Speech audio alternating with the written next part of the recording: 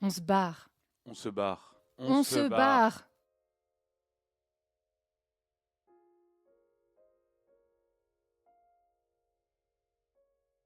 On se barre en 2025.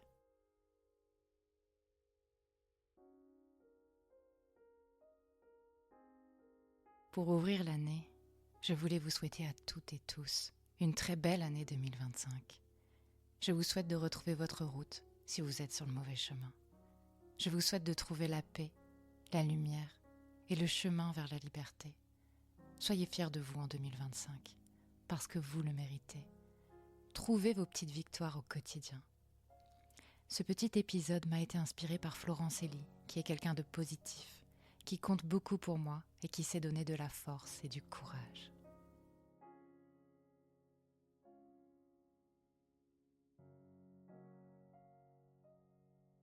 Cet épisode, je le veux déculpabilisant. Je veux vous parler de confiance en soi. J'aimerais vous faire passer le message d'attaquer vos chaînes. Ces chaînes, on les a malgré nous, mais on peut tenter de les attaquer férocement. Parfois, on s'enchaîne tout seul.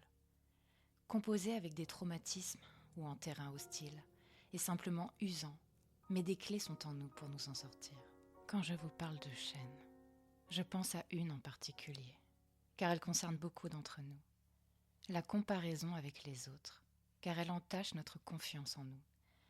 Certains nous font rêver avec leur carrière, leur personnalité, leur façon d'être ou leur vie familiale. On voudrait être plus comme eux. On se remet en question sans cesse. On s'acharne à regarder ce qui ne va pas chez nous, nos manques, et parfois même. On serre les dents et on donne tout pour essayer de se rapprocher de ce que l'on pense être un idéal. Mais, en fait, dans tout ça, on s'oublie, on s'impose un modèle qui ne nous permet peut-être pas de penser nos plaies. Ça mène à l'épuisement et à l'échec, parce qu'on est dans le mensonge au lieu de travailler sur nous et nos victoires quotidiennes. C'est une pression injuste. Les réussites viendront quand vous aurez décidé de les accueillir vraiment et que vous serez prêt à les reconnaître. Pourquoi les autres seraient finalement mieux que nous ? Ont-ils traversé les mêmes épreuves que nous ? Sûrement pas. Peut-être qu'ils n'en seraient pas là s'ils avaient dû composer sous l'orage comme nous. Ils seraient peut-être la tête baissée et les deux genoux à terre, alors que nous sommes enfin debout. Chacun doit composer avec ce qu'il a, aller mieux. Ça prend du temps. Passer son temps à se comparer aux autres, c'est passer son temps à se juger soi-même, et souvent pas avec bienveillance. Ça aggrave la détresse, la panique et tous les autres maux. On s'isole aussi parce qu'on se sent encore moins dans la norme. Alors, on arrête de culpabiliser, parce que la norme, c'est un bien grand mot. Et nous sommes hors norme, et c'est tant mieux. Un jour, on devient féroce.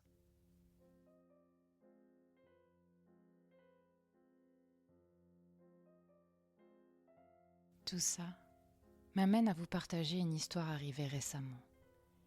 Il était une fois, en cette fin d'année 2024, une femme banale avec un fort caractère, prête à dévorer le monde, pleine d'enthousiasme, qui se rendait avec joie à un bal masqué organisé par des gens qu'elle connaissait surtout en superficialité.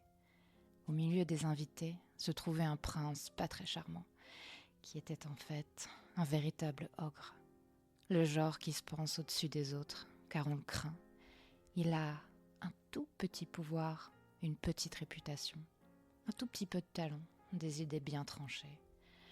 Le genre qu'on écoute et qu'on met sur un piédestal. Le genre d'ogre qui vous vole la parole, vous rabaisse sans cesse et à qui on laisse tout faire. Le genre qui a ses entrées un peu partout. Le genre qui ne parle que de lui-même et qui sait embobiner la plupart des gens, qui connaît du monde et à qui on redoute de ne pas plaire. La femme banale n'avait pas compris tout de suite à qui elle avait affaire. Pourtant, elle avait senti un espèce de frisson froid lui parcourir le long du dos en sa présence. Ce même frisson, elle le connaissait par cœur. Quand le roi régnait sur son corps, il la parcourait sans cesse, ce frisson, encore et encore. Ce frisson, c'était un héritage du passé, qui jouait les warnings disant qu'il fallait rester en alerte, coûte que coûte. Mais elle ne voulait pas toujours l'écouter. Elle était pourtant mal à l'aise avec le prince ogre, mais il avait une cour à ses pieds qui vantait sa sympathie. Alors, pourquoi en douter ? Dès qu'il ouvrit la bouche, elle sut. Elle perçut l'être odieux et grossier qu'il était. Très vite, il la prenait pour cible. Elle était en état d'alerte générale, tremblante et bientôt paralysée par lui, subissant ses prises de parole et de position, allant même jusqu'à l'humiliation en public. Elle était là, sans être là, déconnectée, sans plus aucune capacité à lancer des réparties. Les mots ne pouvant plus sortir. Elle s'enfonçait dans son siège. Elle disparaissait sous les joutes verbales comme si elle était conditionnée à se taire et à se soumettre. C'était la loi du plus fort. Et elle était dans un état de panique, se sentant minable, se demandant même si elle avait sa place parmi les invités. Parce qu'elle était si banale, si incompétente, si fragile finalement, en colère et au bord des larmes, incapable de se barrer, ne sachant pas exiger le respect qui lui était dû.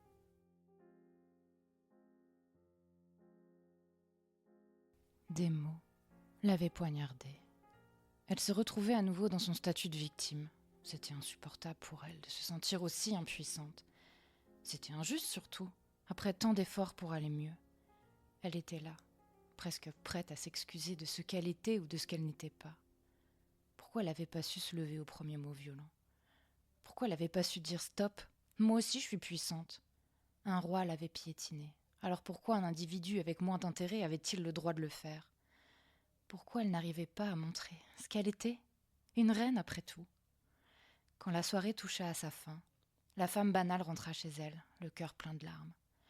Elle ne sortit plus pendant quelques jours, se refaisant le film en boucle et culpabilisant de ne pas avoir su mettre de limites et de ne pas avoir su se protéger. Elle qui clame toujours « on se barre », elle n'était que colère et tristesse.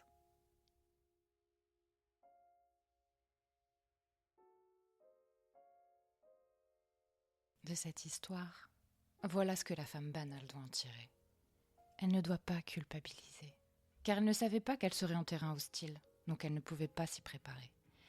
Quelqu'un qui tire à balles réelles de façon gratuite, ça déstabilise, mais ça ne doit pas remettre en cause l'image qu'on a de soi. On n'est pas nul sous prétexte qu'un ogre qui beugle l'a décrété, même s'il a mieux réussi dans la vie. On peut tous être déstabilisés. Ça servira de leçon pour la prochaine fois. Il tire, elle mord. La honte revient à celui qui rabaisse, car on doit tous se traiter avec du respect. Et puis, c'est pas parce qu'on ne sait pas se défendre qu'on doit se sentir coupable, c'est trop facile. Le vrai coupable, c'est l'agresseur, pas l'agressé. Être sensible est une grande force. Alors bien sûr, nous ne sommes pas dans une société de paillettes et de licornes, mais on va quand même pas rentrer dans le jeu des êtres violents en jouant à qui veut être le plus fort pour qu'ils nous foutent la paix. Sinon quoi ? On va devoir se balader avec des pelles, et dès que ça va s'envenimer avec quelqu'un, on va lui foutre un grand coup dans la caboche, histoire de clore le débat. L'ogre, il voulait jouer à qui a la plus grande. Et bien qu'il continue, la femme banale vaut mieux que ça. Elle doit se voir comme ce qu'elle est. Quelqu'un qui avance dans la vie malgré les viols, les violences conjugales, un début de burn-out, des troubles du stress post-traumatique, des douleurs chroniques et des rêves brisés. Alors vraiment, il est qui, lui, pour oser la rabaisser ? Elle, c'est une survivante. Lui, de quoi peut-il se vanter ? De sa carrière brillante ? Mais lui, s'est-il déjà retrouvé une fois brûlé vif à devoir se baigner dans la vase ? Non. Alors retenez qu'il faut savoir changer de prisme. En 2025, il y aura peut-être toujours des ogres pour vous faire douter. Mais regardez derrière vous. Vous avez les clés en vous pour réussir. Et entourez-vous de ceux qui vont vous tirer vers le haut. Des fois on a mal et il faut pleurer. Ne pas fuir ses émotions, mais après, relevez-vous car vous le méritez. Ne vous comparez pas aux autres, vous êtes vous et vous avez des forces. Souriez, encore et toujours. En choisissant de sourire, vous faites le choix du positif. Je choisis de remonter sur la scène avec mon plus beau sourire parce que je suis une survivante comme vous. Mon sourire m'appartient, il est à moi et j'en fais ce que j'en veux. Je fais le choix de me battre ainsi. Et sinon, faites comme je le répète, on se barre. Encore bonne année à toutes et tous. Soyez toujours libres.